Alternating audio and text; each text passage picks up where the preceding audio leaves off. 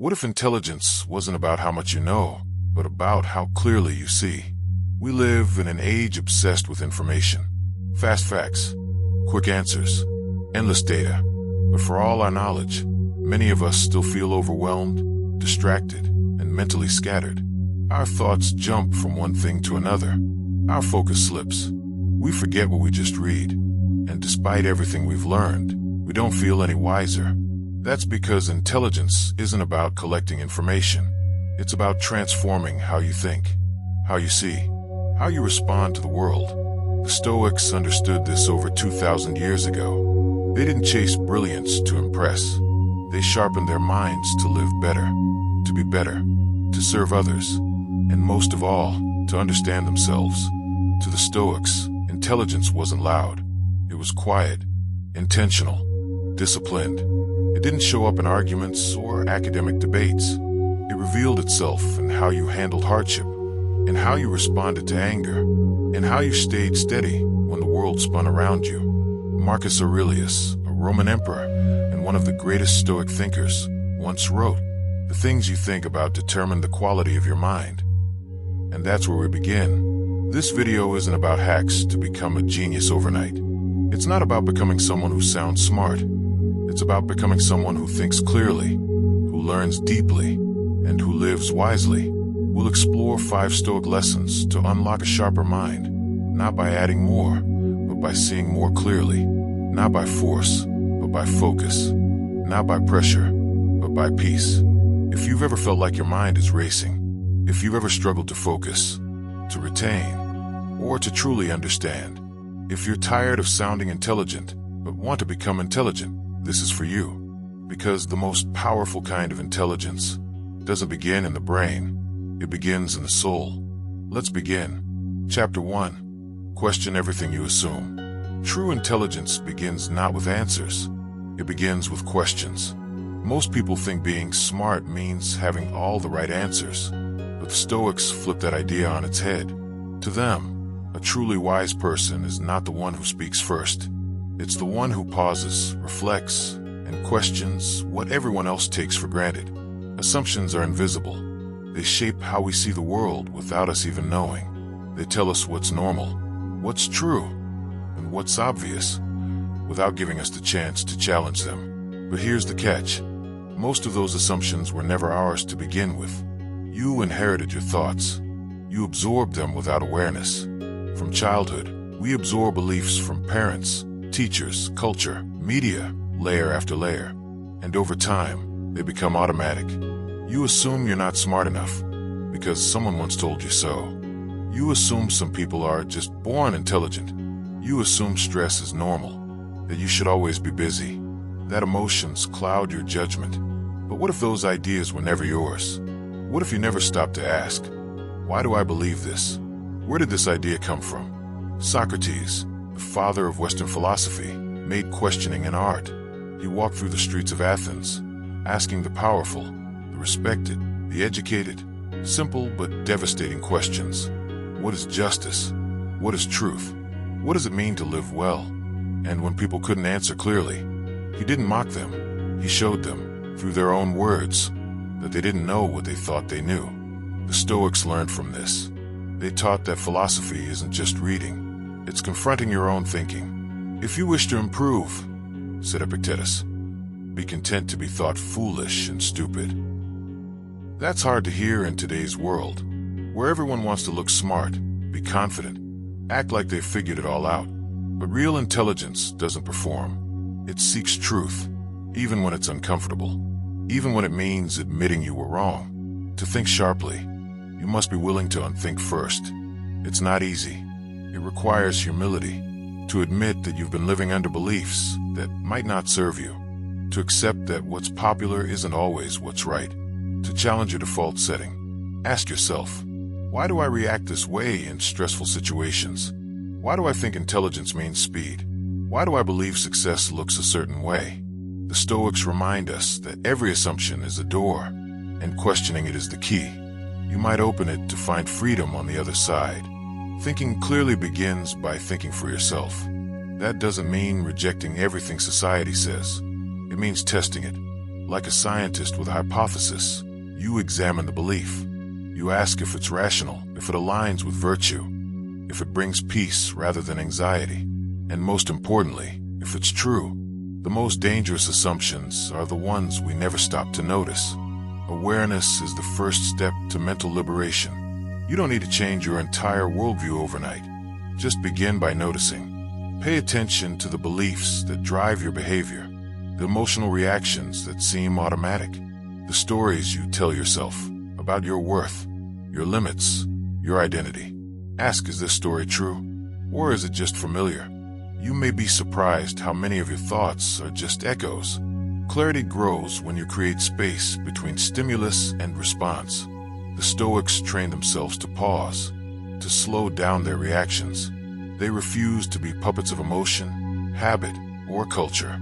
And this pause, this moment of internal questioning, gave them the power to choose their response. You can do the same. Before you speak, before you react, before you assume you know how this will go, pause. Question. Observe. Let your mind become a calm observer, not a chaotic reactor. In that stillness, intelligence deepens, not through more data, but through more discernment. You don't need all the answers. You just need to ask better questions. And when you do that consistently, when you challenge your own mind with curiosity, not judgment, something profound happens. You begin to think with clarity. You begin to see with honesty.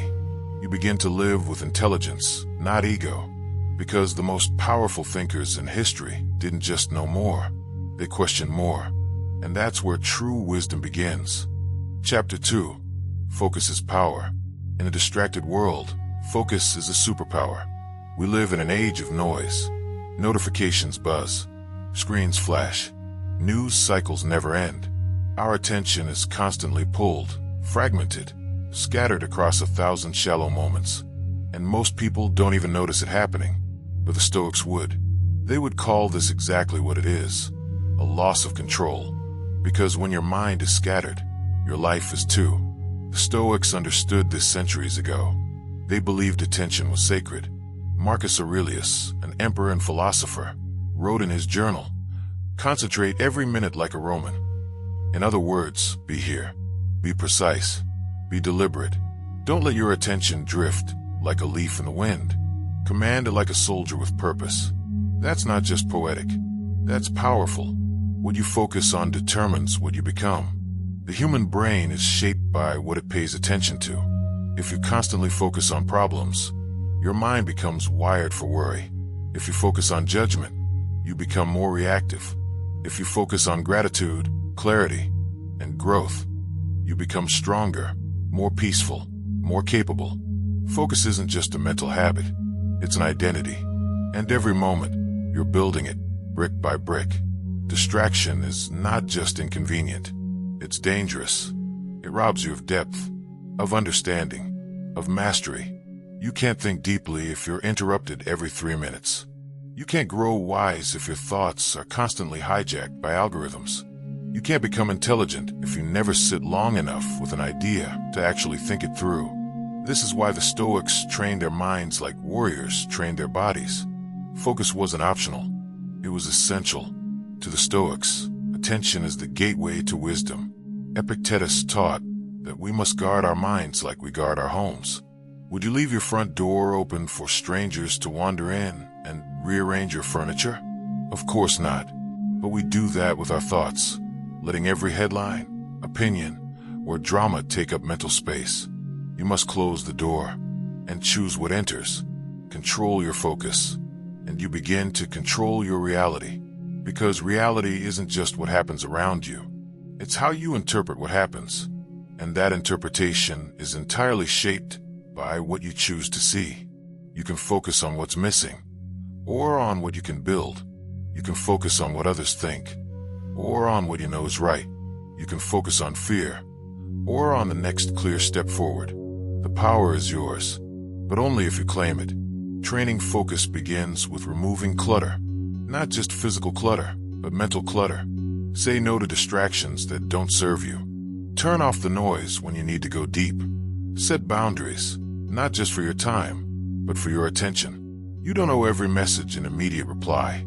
You don't need to consume every piece of information. You need space, stillness, depth. That's where insight lives. The Stoics practiced something modern minds forget: intentional stillness. They carved out time each day for reflection, for silence, for solitude, not to escape the world, but to understand it, to understand themselves. That kind of space is rare now, but it's more necessary than ever. Try this. Before you begin your day, take 5 minutes. Breathe. Sit with your thoughts. Ask yourself, what truly matters today? Where will I place my focus? What will I not allow to steal it? That small act can change the tone of your entire day. Your focus is your life force. Spend it wisely. Where your focus goes, your energy follows. Where your energy goes, your growth follows. And where growth happens, transformation begins. You don't need more hours. You need more depth in the hours you already have. You don't need to know everything. You need to master what matters. That's the Stoic way. Not a scattered mind chasing every fleeting distraction, but a steady, anchored mind that chooses its path with intention. Remember, brilliance isn't built through speed. It's built through presence. In a world of endless scroll and surface-level knowledge, going deep is rebellion, and it's a rebellion worth making. The person who can focus is the person who can learn, who can grow, who can lead. The world is busy, but you don't have to be. You can be calm, you can be sharp, you can be clear, and that clarity, that stillness inside, is where true intelligence begins. Chapter 3. Learn through action, not just thought. Thinking alone is never enough. Action completes the lesson. The Stoics were deep thinkers, yes, but they weren't philosophers who sat in ivory towers, removed from life. They were warriors, rulers, merchants, teachers. They lived in the arena. They knew knowledge that isn't lived is just decoration. It looks good on the surface, but it changes nothing underneath. In our modern world, we confuse knowing with doing. We consume books, podcasts, quotes, yet so often fail to translate that wisdom into our daily behavior. But the Stoics didn't learn just by thinking. They learned by living. Wisdom comes from experience, not speculation. It's easy to overthink, to stay in your head, to plan, analyze, study, without ever moving. But Stoicism reminds us that growth is not an intellectual exercise. It's a full-body engagement with life. You learn what patience is when someone tests your last nerve. You learn humility when you fail publicly. You learn courage when you act despite fear. And you learn resilience only by enduring hardship, not reading about it. The real lessons, they're out there, in the world, waiting to meet you where it matters. Philosophy must be lived to be understood. Marcus Aurelius wrote his meditations not to impress, but to remind himself how to live. Epictetus didn't just teach students to memorize doctrine. He challenged them to embody it. Don't explain your philosophy, he said. Embody it. That's the difference between information and transformation. Reading about courage doesn't make you brave. Only action can do that. Courage is felt in the chest, not just reasoned in the mind.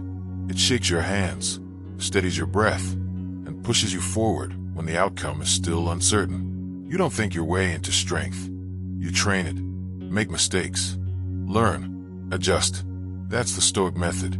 We often avoid action because we fear imperfection. We're waiting for the perfect plan, the perfect moment, the perfect knowledge. But the Stoics knew action is messy, and that's the point. You step forward. You get feedback. You reflect. Then you act again, smarter, stronger, clearer. Real intelligence isn't about having all the answers up front. It's about the willingness to step into the unknown and learn as you go. Theory without action becomes arrogance. There's a danger in gathering too much theory with no application. It creates a false sense of wisdom. You begin to believe you understand life because you've studied it. But until you've applied that knowledge under pressure, when it's hard, inconvenient, uncomfortable, you don't really own it. Stoic learning is grounded, humble, and battle-tested. Take action, even if it's small, especially if it's small. Want to build discipline? Start by waking up at the same time each day. Want to cultivate clarity? Set aside 10 minutes to reflect without distractions. Want to become more resilient? Deliberately expose yourself to what's uncomfortable in small doses so you can stretch your limits gradually. You don't need dramatic shifts. You need consistent motion. Reflection deepens when it's paired with action. The Stoics didn't just act, they reflected. They asked, what did I learn today? Where did I fall short? Where did I stay true to my values? Where did I act from impulse rather than reason? This daily audit turned life into a classroom. And the teacher wasn't a book. It was reality. When you reflect on action, the lesson sticks. You feel it in your bones, and you get sharper over time. Real change begins when thinking becomes doing. Ideas become reality only through effort. And in that effort, you don't just learn facts, you develop character. You become someone who doesn't just know the Stoic virtues, but someone who embodies them. Calm in the storm, wise under pressure, kind but not weak, firm but not cruel. That kind of transformation doesn't come from theory. It comes from choosing to live your values, even when it's inconvenient. So ask yourself, what have I done with what I've learned? Have you tested your ideas in the real world? Have you let discomfort shape you? Have you traded safety for sincerity? Hesitation for motion? That's what Stoicism demands. Not perfection, but participation. Because intelligence is not how much you know. It's how well you live. In the end, thought is the spark, but action is the fire. And fire is what forges you. It tempers the iron. It reveals your strength. So read, yes. Study, yes. Reflect always. But don't forget to move. Don't forget to live. That's where the real wisdom begins. Chapter 4. Stay teachable. Wisdom begins with humility. In a world obsessed with being right, Stoicism invites us to stay humble, forever a student of life. No matter how much we know, no matter how sharp our thinking becomes, there's always more to learn. And ironically, the moment we think we've arrived, we've already started drifting away from truth. The Stoics weren't afraid to admit ignorance. In fact, they embraced it. Epictetus reminded his students, it is impossible for a man to learn what he thinks he already knows. That's not just a quote, it's a mirror, one that forces us to confront our pride, our ego, and our unwillingness to be corrected. Real intelligence listens more than it speaks. We live in a loud world.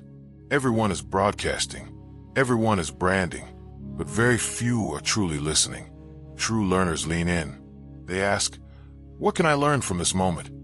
Even when the teacher is unexpected, a stranger, a child, a setback, a failure.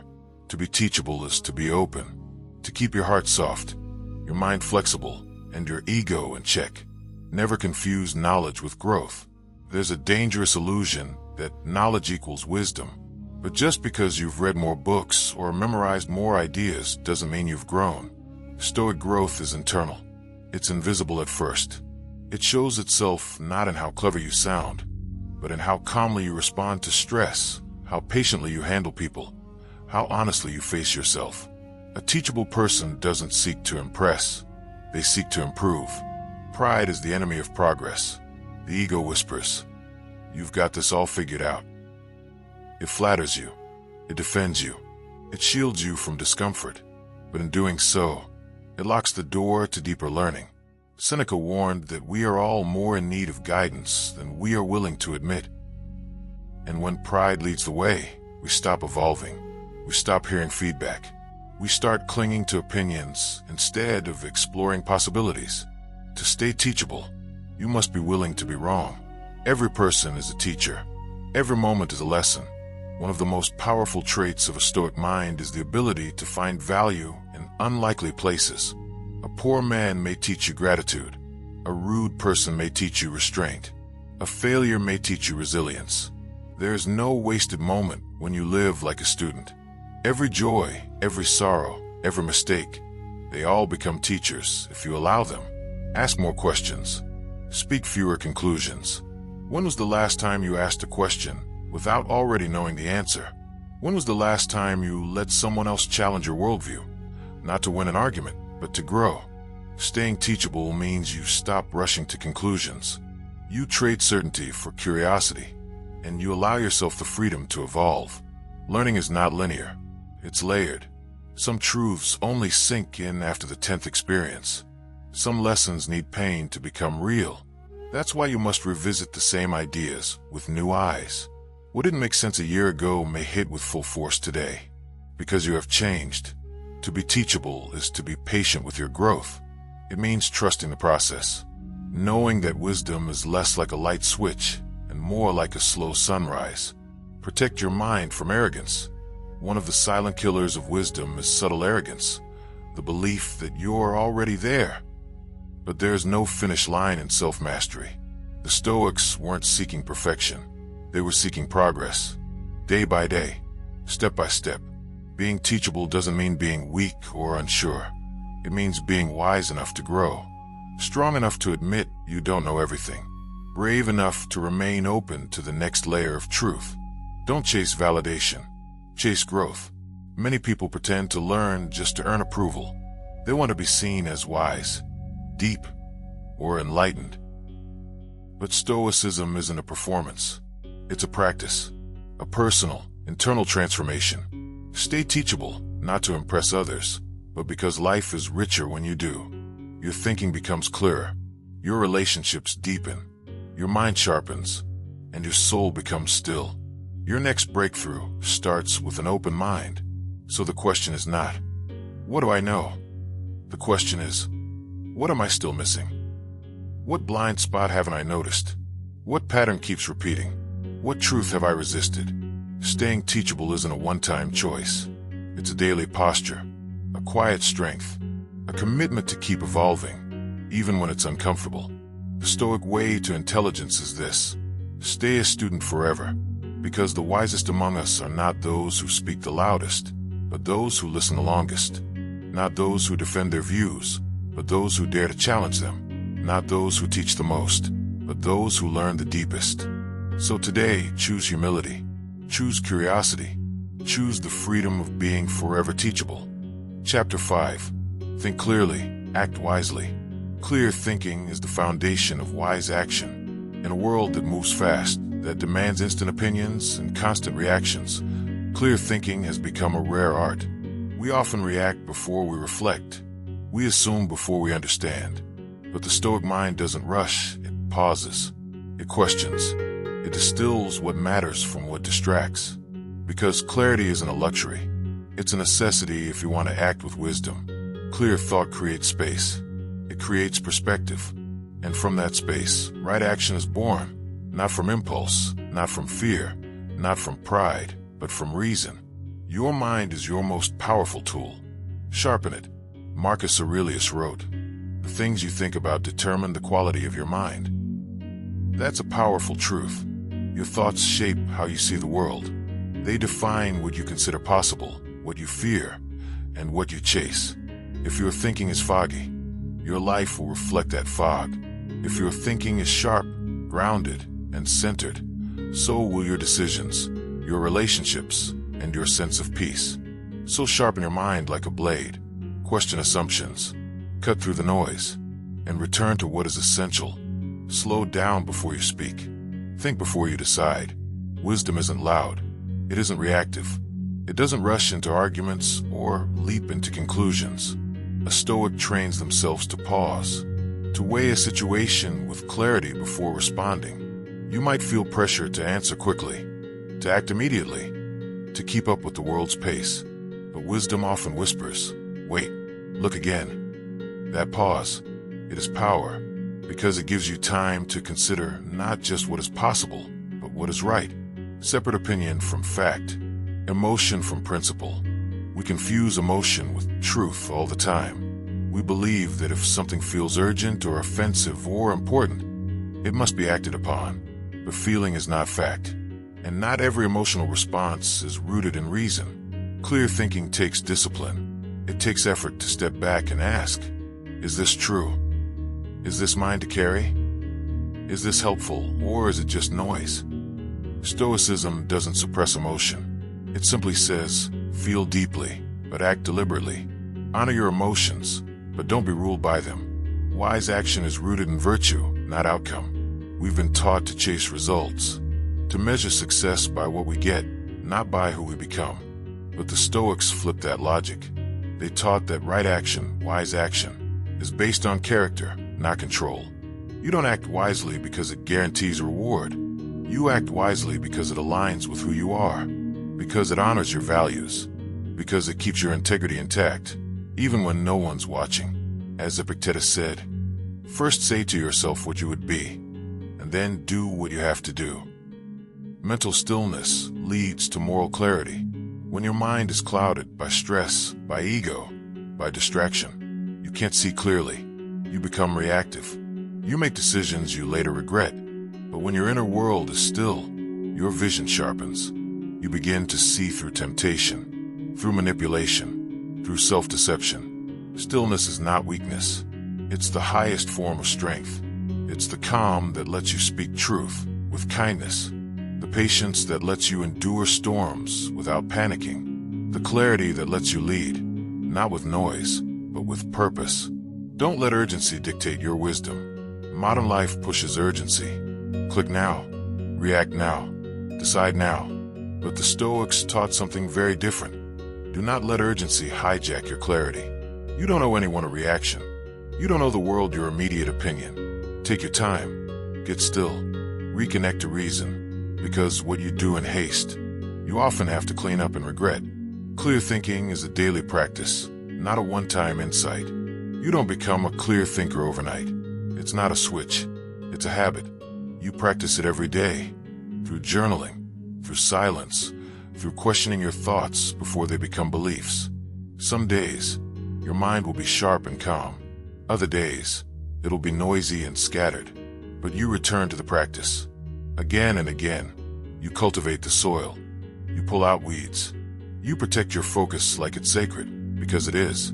Wisdom grows in the gap between thought and action. That moment of space, when you pause before responding, that's where wisdom lives. It's not just in knowing what to do. It's in choosing when and how to do it. Sometimes the wise choice is speaking up. Sometimes it's staying silent. Sometimes it's waiting. Sometimes it's walking away. Clear thinking helps you see the difference. And from there, wise action flows naturally. A Stoic doesn't just think differently. They live differently. They don't react with the crowd. They don't chase applause. They don't crumble when misunderstood. Because their compass is internal. Their clarity is cultivated. And their actions are chosen, not forced. So when the world gets loud, go quiet. When emotions rise, go still.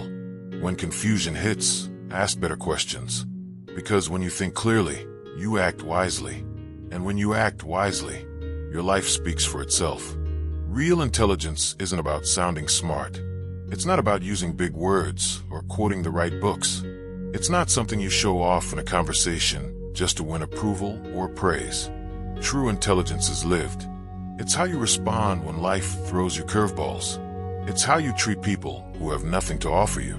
It's how well you listen, how deeply you think, and how honestly you act, especially when no one's watching. The Stoics weren't just thinkers. They were doers. They believed in sharpening the mind, yes, but only in service of living a better, clearer, more virtuous life. You don't need more noise. You need more clarity. And clarity begins when you let go of ego, when you stop trying to prove how smart you are, and instead start asking, how can I think better? How can I act better? How can I live better? That's the real Stoic way. Not performance, but presence. Not image, but inner power. So take what you've learned. Question deeper. Focus sharper. Stay teachable. Take action. And above all, think clearly so you can act wisely. Because intelligence isn't a destination. It's a daily choice. If this message resonates with you, if you're walking the path of deeper thought and intentional living, then stay with us. Subscribe to the Stoic Philosophy right now. New videos are coming every week, rich with timeless wisdom, grounded thinking, and practical guidance for a clearer, calmer, and more powerful life. And remember, think deeply, live deliberately. We're just getting started.